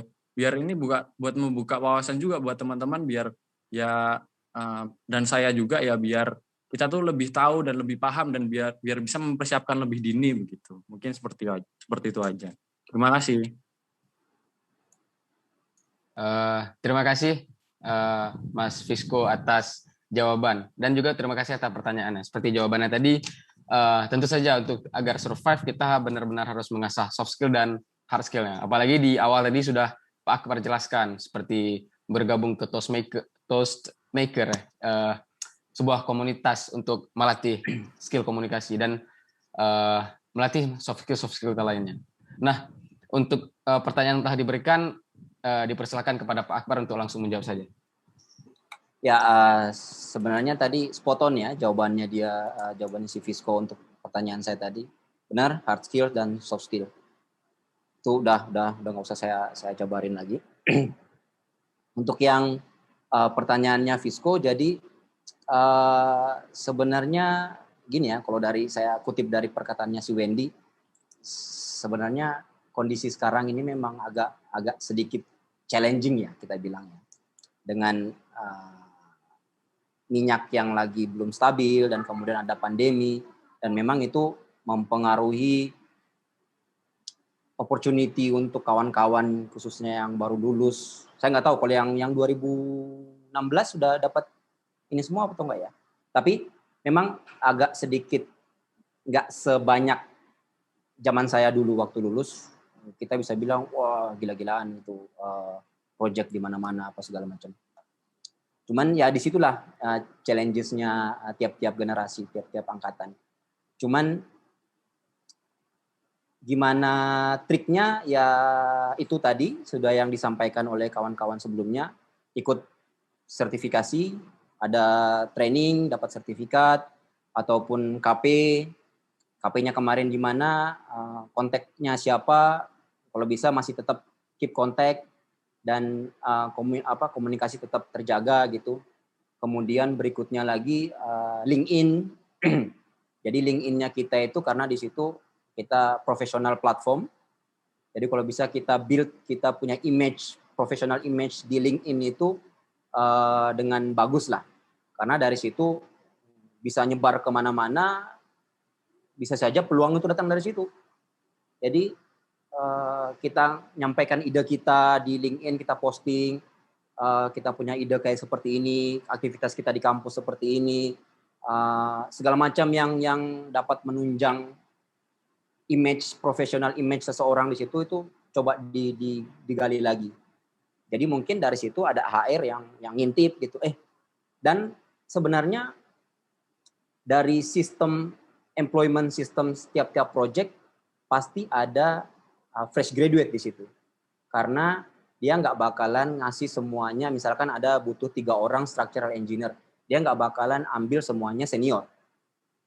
Dia nggak bakalan ambil semuanya lead. Karena kalau semuanya lead, siapa yang dipimpin gitu kan. Jadi satu lead, ya yang kedua ada middle level, yang ketiga ini junior. Jadi pasti akan ada tempat untuk fresh graduate ataupun junior gitu. Jadi tempatnya di mana, itu yang harus kita cari, apalagi namanya komunikasi kita, connection kita itu harus diperbanyak lagi, forum-forum dengan alumni kita sering ikut, kenalan dengan alumni kita ikut, KP kemarin sama siapa. Jadi di McDermott sendiri setiap project pasti ada associate production engineer, associate engineer. Nah di situ tempatnya fresh graduate ataupun yang masih junior diisi di situ. Jadi skill kayak yang tadi dibilang oleh Mas Fisco sendiri, hard skill dan soft skill itu ya harus dibangun juga gitu, terutama soft skill. Jadi saya join Toastmasters ya karena saya melihat saya masih punya kelemahan dari segi komunikasi, presentation, dan kalaupun kita mau bandingkan dengan lulusan-lulusan dari universitas lain, apalagi lulusan dari negara lain, India ataupun UK, segala macam, itu kebanyakan kita akan bilang, dari communication skill kita, terutama ya bahasa Inggris. Ya kenapa? Ya karena natif kita bukan bahasa Inggris gitu. Dan kita masuk ke dalam lingkungan yang internasional. Jadi secara tidak langsung kita harus memaksa diri untuk belajar itu. Dan kadang kita minder, yang mana sebenarnya kita nggak usah minder. Karena kalau kita dengan seorang bule, kita sebenarnya udah menang dari mereka. Kita tahu bahasa dia nggak tahu bahasa kita udah menang. dua lawan satu gitu kan. Jadi di mana yang positif-positif seperti itu kita tingkatin lagi, kita percaya diri bahwa kita itu bisa. Mana yang kita lemah, sebenarnya bukan lemah, tapi kemampuan yang belum kita punya. Jadi kemampuan yang belum kita punya itu kalau kita bisa pelajari, kita bisa dapatin kemampuan itu, kita bisa lebih lagi, kita upgrade level kita berarti. Kita upgrade diri kita seperti itu. Jadi saya pun pernah nganggur selama beberapa bulan. Karena sebelumnya saya join dari project ke project. Begitu project selesai, saya nganggur, nyari lagi kerjaan lagi, nganggur lagi, nyari kerjaan lagi, gitu. Project, karena dari project ke project. Dan saya ngirim lamaran bukan 1, 2, 3, brum, banyak. Mau dihitung nggak usah hitung. Jadi semua oil company saya list, semua company fabrication saya list, saya masukin lamaran satu-satu. Gimana CV-nya harus yang bagus, gimana communication-nya, interview itu kayak gimana, datang 30 menit sebelum interview apa segala macam, ya hal-hal seperti itu yang kita harus juga bagian dari soft skill kita gitu. Dari strategi gimana sih pelajari tipe-tipe interview, pertanyaannya, jawabannya seperti apa. Jadi dari semua poin-poin itu ya kalau kita sudah persiapkan diri dengan baik dan terutama kita berdoa, ya insya Allah gitu. Intinya ya di situ sih sebenarnya. Pada akhirnya ya itu rezeki. Rezeki dari mana dapat ya berdoa gitu kan. Mau pontang-panting jungkir balik segala macam, mau masukin CV tanya sana sini, tapi kalau memang itu belum rezeki ya nggak bakalan dapat. Tapi kalau itu sudah rezeki kamu, ya duduk-duduk aja ada yang kontak, kamu mau nggak join sama saya di sini, gini segala macam. Dan kalaupun itu bukan rezeki, ya ada aja yang bikin kamu nolak gitu. Kayak kemarin saya sibuk di project ini, ada kawan yang nawarin, Akbar mau nggak join di perusahaan yang bergerak di bidang wind farm. Lagi bikin project untuk wind farm, gajinya sekitar 300 pound sehari. 300 pound sehari kalau dikalikan 26 sebulan kira-kira berapa gitu, kalikan rupiah. Saya tolak. Bayangin saya tolak. Kenapa? Karena saya masih fokus di project ini gitu. Sekarang kalau ditanya saya nyesel. Jadi ya itu kesempatan untuk dapatin sesuatu yang seperti itu kadang nggak datang 2 kali, kadang datang lagi. Nah, tergantung dari kapasitas kamu seperti apa, kamu bangun portofolio kamu seperti apa, dan koneksimu seperti apa. Nah itu poin-poin itu semuanya akan jadi bahan consideration-nya orang-orang gitu. Itu aja sih mungkin untuk sharing. Kalaupun masih ada bisa tanya lagi. Baik Pak Akbar atas jawabannya. Di sini saya highlight 2 ini poinnya. Jadi sih seperti yang pertama itu mencari kekurangan, mengenali kekurangan saya apa dan asah dan latih. Seperti saya ingin mengutip pepatah dari tokoh dari Tiongkok yaitu Sun Tzu. Kenali dirimu, kenali musuhmu, dan kenali medan tempurmu. 1000 peperangan, 1000 kemenangan. Nah, benar sekali. Dan juga untuk cari tahu diri, cari tahu diri kamu seperti apa, lawan kamu seperti apa, dan medan pertempuran kamu seperti apa. Itu kalau bisa diutak-atik segimana itu akan dapat menguntungkan kamu. Jadi saya punya cerita. Dulu saya TR1, dosen pembimbing saya Pak Imam Rohani mungkin masih ngajar, tahu gimana Pak Imam. Jadi saya dulu memang suka baca buku-buku seperti itu, Taja ya namanya. Jadi saya praktekkan itu seperti itu. Jadi saya asistensi sama Pak Imam segimana caranya pertanyaan dari dia yang jawab sendiri. Iya. Keren. Jadi dia kasih pertanyaan ke saya tapi dia yang jawab sendiri gitu. Jadi kita harus cari tahu nih orang ini nih karakternya seperti apa dan kita nempatin diri kita sehingga dia itu ya udah dia bantuin kita gitu. Dan semua manusia itu mau dipuji. Suatu sifat natural manusia, semua orang mau dipuji. Jadi kalau tahu orang ini suka dipuji, udah puji aja dia gitu. Jadi itu akan mendatangkan manfaat ke kita juga gitu. Bukannya kita jilat atau apa segala macam, tapi ya disitulah seninya komunikasi, seninya menempatkan posisi kita pada tempat yang benar. Sip. Oh ya, terima kasih Pak. Terus untuk highlight yang kedua tadi dari jawaban Bapak, menarik nih. Tidak lepas dari rezeki ya. Tapi tentu saja untuk mengambil rezeki tersebut, saya pernah membaca ini di satu artikel, karena rezeki itu merupakan kesiapan yang bertemu dengan kesempatan. Karena ketika kita mendapatkan kesempatan, akan tetapi kita tidak siap, itu rezeki itu terbuang gitu saja. Gitu. Makanya kita setiap waktu kita harus tetap berikhtiar, berusaha menjadikan diri kita the best version of us gitu.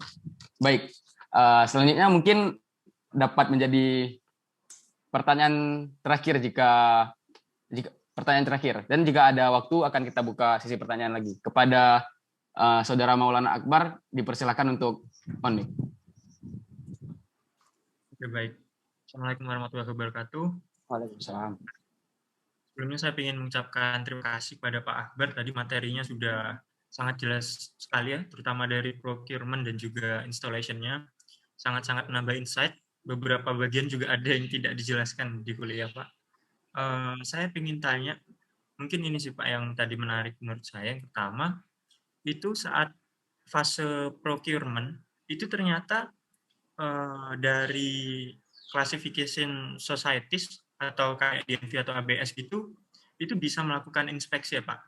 Tadi kalau nggak salah namanya inspection release note. Nah berarti apakah sebelum IRN itu dikeluarkan, spesifikasi material yang kita ajukan ke vendor itu sudah harus sesuai dengan itu ya Pak, berarti dengan classification societies itu ya Pak. Dan mungkin dari pertanyaan kedua, ini mungkin nggak masuk ke procurement maupun installation ya Pak, tapi saya benar-benar penasaran, selama Pak Akbar pernah menjadi project engineer itu ya Pak, saya ingin bertanya, kira-kira kalau feasibility study itu dari segi teknikal itu, terutama dari ini ya Pak, tahap seleksi platform yang digunakan, itu biasanya apa saja yang Bapak parameter apa saja yang Bapak gunakan untuk melakukan seleksi? Seperti itu Pak. Pertanyaan dari saya. Terima kasih.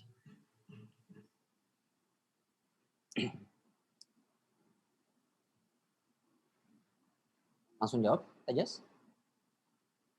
Baik Pak, langsung dijawab saja. Oke, terima kasih ya si Maulana Akbar.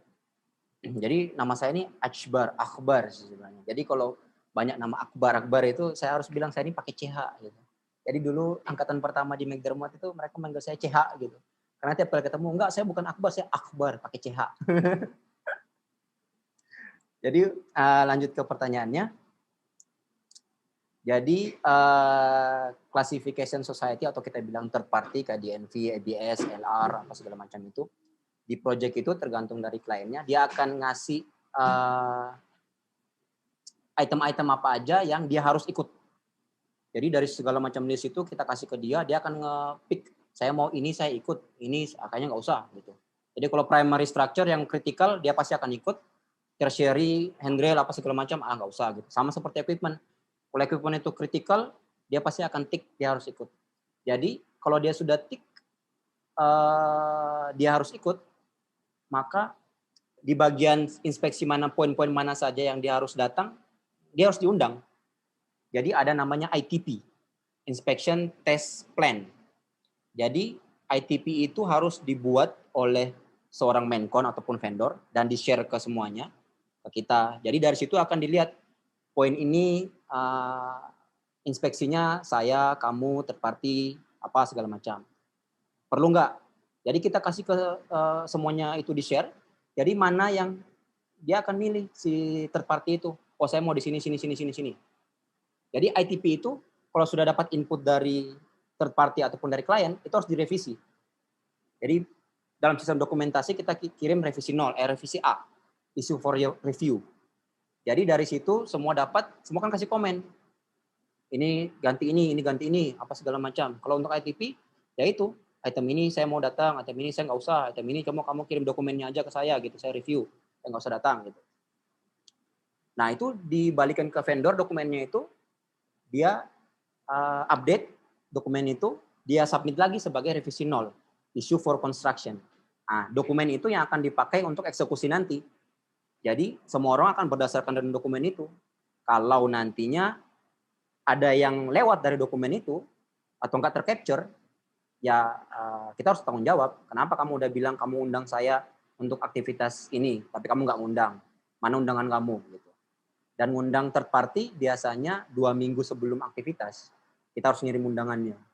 Karena dia juga punya banyak aktivitas yang lain yang dia harus plan-kan.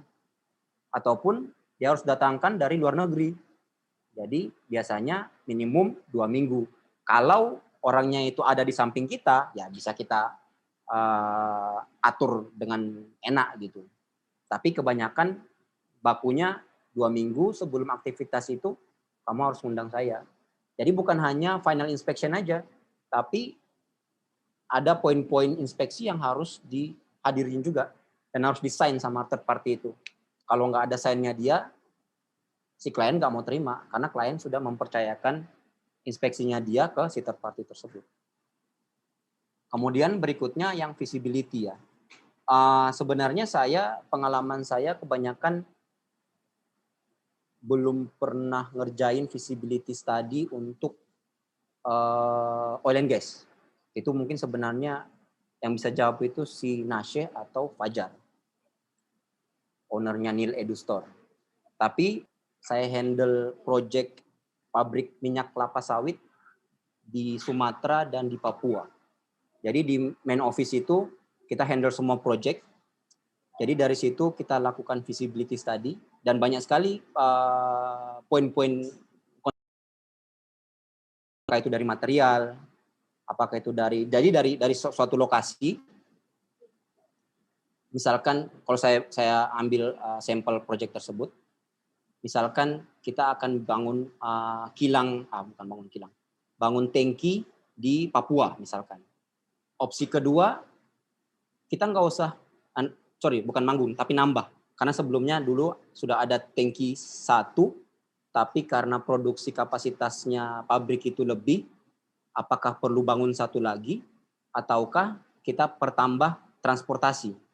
Jadi di Papua itu dulu, kita tahu, bukan dulu, sampai sekarang pun mungkin, transportasinya agak susah. Jadi, antara kita bangun 1 lagi, tangki, untuk storage, atau kita betulin jalur transportasi dari pabrik sampai ke jetty. Nah, jadi visibility study itu maksudnya bisa kita ambil dari situ. Kita bisa lakukan technical analysis ataupun commercial analysis. Jadi, kalaupun technical nanti berapa lama sih kita kalau mau bikin tangki ini? Gimana dengan kapasitas produksi dari si pabrik ini? Kalau kita betulin semua jalur transportasi, berapa lama kita harus dapat selesaiin semua jalur transportasi? Compare dengan duitnya, compare dengan return of investment yang tadi yang sudah dijelaskan sama Pak Nashe tadi. Jadi banyak consideration dan banyak dinamikanya di situlah. Politik, intrik, internal, eksternal yang bisa mempengaruhi keputusan sebuah proyek. Di internalnya sendiri pun kadang apalagi kalau perusahaan gede ataupun perusahaan yang family, mungkin orang ini mau kerjain proyek itu tapi orang ini nggak mau. Nah, yang seperti itu pun bisa jadi ini juga, jadi bahan juga. Bos ini nggak mau tapi bos itu nggak mau. Nah, jadi kita sebagai ini kadang ya kita kerjain aja ya. Siapa yang suruh kita kerjain aja dulu. Nanti keputusannya terserah di atas, terserah kalian keputusannya gimana. Keputusan turun kita kerjain. Seperti itu. Mungkin itu sedikit yang bisa saya jawab. Kalau ada yang mau ditambahkan dari Fajar atau Yogi atau Nashe untuk di bidang oil and gas feasibility study-nya seperti apa? Silahkan.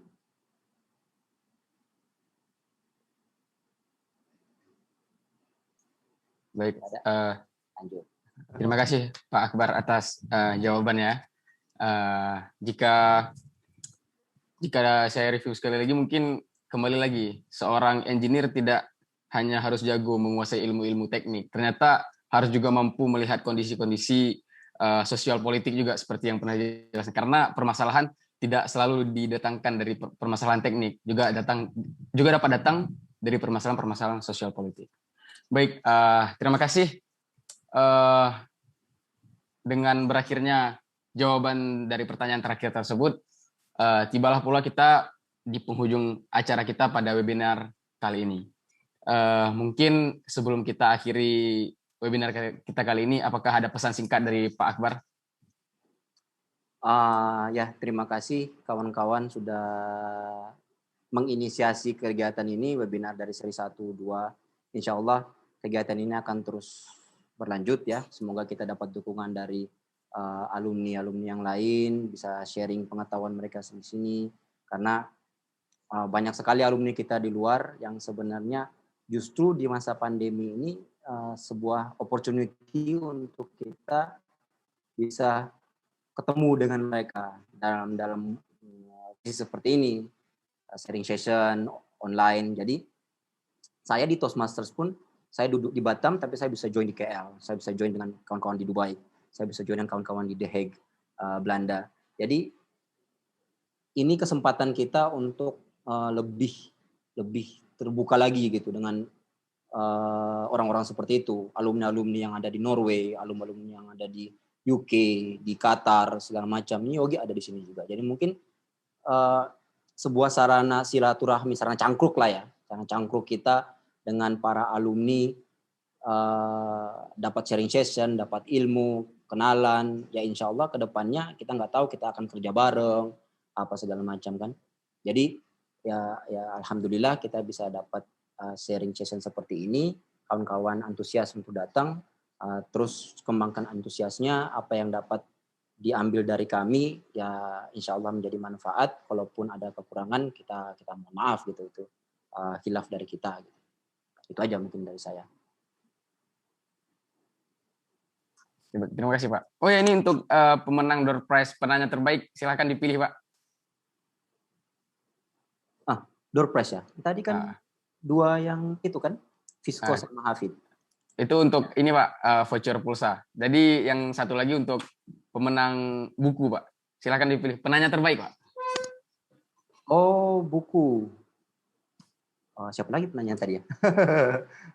Akbar ya? Ya, Maulana Akbar berarti. Ya benar. Ya. Oke, berarti Maulana Akbar. Baik.